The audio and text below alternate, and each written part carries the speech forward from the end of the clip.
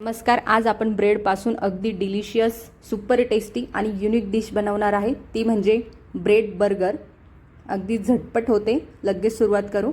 सगळ्यात पहिले मी इथे 2 मोठ्या साईजचे बटाटे स्मॅश करून घेतलेले आहे. अर्धा चमचा लसणाची पेस्ट, अर्धा चमचा जिरे, पाव चमचा हिंग, अर्धा चमचा धनेपूड आणि भरपूर सारी कोथिंबीर, अर्धा चमचा लाल तिखट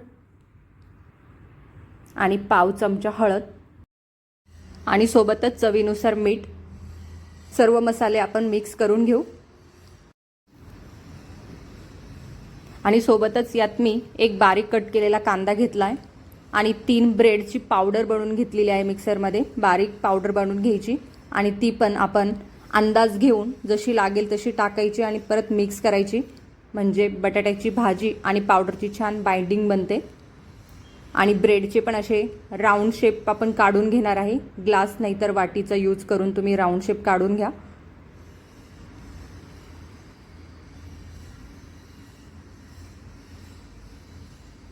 आणि सोबतच मी इकडे एका भांड्यामध्ये 4 मोठे चमचे डाळीचं पीठ घेतलं आहे.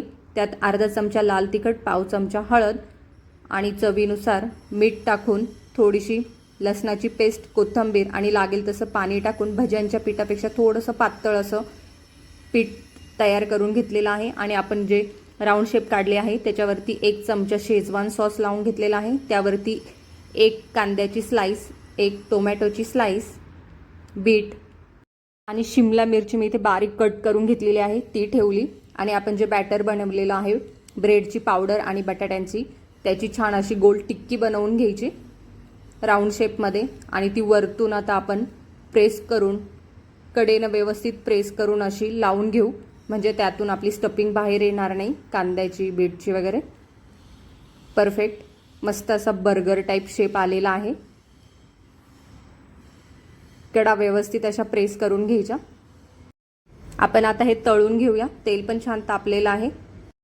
आपण आता याला डाळीच्या पिठामध्ये डीप करून घेणार आहे. सर्व बाजूनी कोटिंग करून घ्यायची. वरतून असं पीठ टाकून घ्यायचं म्हणजे तेल अजिबात आतमध्ये जाणार नाही. आणि फोर्कच्या मदतीने मी याला तेलात सोडत आहे म्हणजे हातावरती पण तेल उडत नाही. आणि खालच्या बाजूनी कलर चेंज झाला की लगेच पलटून घ्यायचा. दोन्ही पण बाजूनी मस्त क्रिस्प आणि कलर येईपर्यंत तळून घ्यायचा आहे. आणि गॅसची फ्लेम लो टू मीडियमच ठेवायची आहे.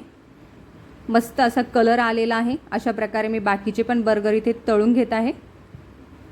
तर आता सर्व करूया. मस्त चटपटीत अशी शेजवान चटणी किंवा टोमॅटो सॉस सोबत हा आलू बर्गर टेस्टला अगदी अप्रतिम लागतो. तर घरी नक्की ट्राय करून बघा. आणि आवडली असेल रेसिपी तर लाईक, शेअर आणि सबस्क्राईब करा.